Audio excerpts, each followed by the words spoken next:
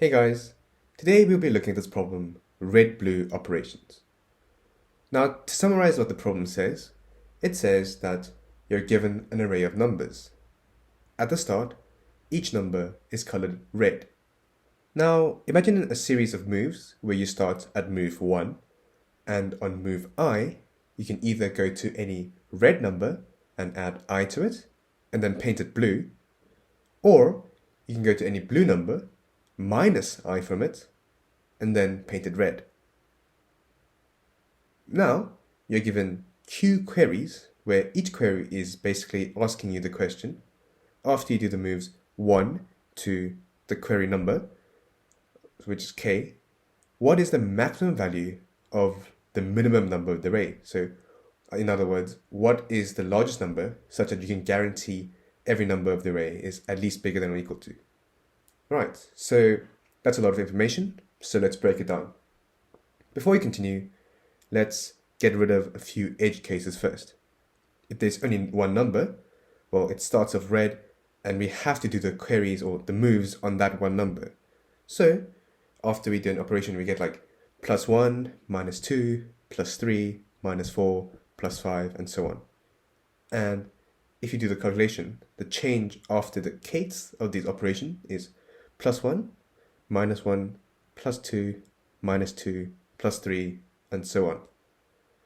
So after k moves, we know that it's like k plus 1 divided by 2, and like +1 if it's odd, or -1 if it's even. So there's a formula, so we can easily calculate the change after each query and output the answer if there's only one element in the array. Now, what about the case if the number of moves in the query is less than the number of elements? For example, if there's 10 elements, but only 5 moves that you have to do. Well, since we start off with all of the elements being red, we might as well just add and never subtract from the blue number. So all we do is we just match the smallest number with the largest addition, and we just go down. So if you sort the array, we add, if k is the query amount, then if you sort the array, we add k to the first, k minus 1 to the second, and etc. So like add 5, 4, 3, 2, 1 to the first, second, third, fourth, and fifth elements respectively, and then just output the minimum of the array.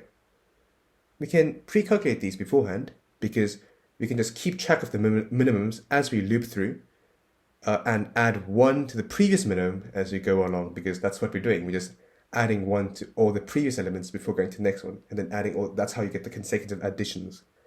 And then also in this implementation, make sure that you just check whether that minimum is actually smaller than the rest of the numbers on the right. So we finish that case. So to the original problem. Now, since all the numbers are red at the start, we start with an addition operation, right? So consider some number in the array. At the end, since we switch colors every time we do an operation, that number becomes the original number plus something, because it starts off red. So plus something, then minus something, then plus something, then minus something, etc. And since we add or subtract the move number, the values of these pluses and minuses is monotonic. In other words, it strictly increases, because obviously move 1 and then move 2 and then move 3, so the move number will always increase. So with the alternating addition and subtraction information, we can see that we want to end with an addition operation. Why? Because consider all these addition and subtraction operations. We can pair up the addition and subtraction pairs, so we can split these operations into these pairs, and in each pair, obviously since the subtraction is to the right of the addition, the subtraction number will be bigger, hence we will get a net decrease in the number, so that operation will be negative. So we want to end with this addition operation so that we can perhaps hope it increasing at the end. And obviously if we want it to be ending with an addition operation, then the last few moves that we do should be addition operations, because they are the greatest in value. So at this point, we have some idea of what the problem is. Now let's just consider another edge case. Yes, I know this problem has a lot of edge cases, but bear with me. So consider this case. The query and the number of elements have different parity. Or in other words, they leave different remainders when divided by 2. So if one is odd, the other is even. If one is even, the other is odd. In this case, realize that for each number's operations to end in a plus, since it started with a plus, it goes plus, then minus, then plus, or plus, then minus, then plus, then minus, then plus. So it will always be an odd number of operations. And since odd times any number just continue, it just keeps parity, so odd times odd is odd, and odd times even is even. So odd times the number of elements should be the same parity as the number of elements. But the query number, so the number of moves, is a different parity. That means we can't actually end up with a plus in each of these elements.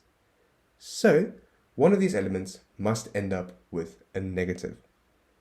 So since it's guaranteed to decrease because of the pairing up with the plus and minuses or addition and subtractions that we explained before, it's going to decrease or maybe stay the same if we don't apply any operation. So we might as well assign that number to be the largest number at the beginning because that maximizes the minimum value. So we consider that case. So we've removed a lot of cases, so what now? Well, if you have to do k moves, then we can just add k to the smallest number, k minus 1 to the next smallest, and so on, until we add it to all the numbers. Except, of course, if it was the case that we just described, where the parities are different, then we don't add to the largest number. So after we do this, what have we done? Well, think about it. We've taken the n, the largest numbers, and we've added it. So essentially, we have to find the end operations, which we want to be additions. So in that addition, subtraction operations, we've defined the end ones of each that are additions. And of course, if it was the case where the parities are different, then we don't add to the last number because that last number, the end operation will be negative. So after you do this, what do you start to do? Well, we have to fill in the gaps. Remember what I told you before? Each pair of operations will be negative, the addition and subtraction pairs, because the subtraction number is larger. So why not minimize this decrease? By making the numbers consecutive, we can make the pairs essentially minus ones.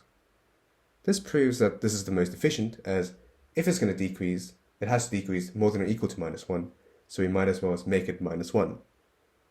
And what happens is, if we take the number of queries that we have left after we've added and we've defined the last operations, then if we divide that by 2, we get the number of minus 1 operations that we still have to do. From here, it is relatively straightforward. We just have to answer the question, can we make all of these numbers greater than some integer k by doing all these minus 1 operations? Well, we can do this by a simple binary search. So what we can do is we can pre-calculate the addition of the consecutive numbers. So we can just, at the start, just plus n minus 1, and so on, and then shift it by the difference. And then after this, we check, can a number k be the minimum number? And all we have to do is minus k times the number of elements from the sum. This gets you the difference between an array full of the number that we want to end with and the current number. So essentially that is the number of minus ones that we can do. And if the number of minus ones that we can do is bigger than or equal to the number of minus ones that we have to do, then obviously we can do it. So essentially we can binary search for the answer this way, and then we're done.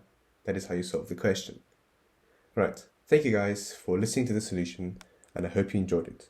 And please subscribe for more interesting and cool videos. Thank you.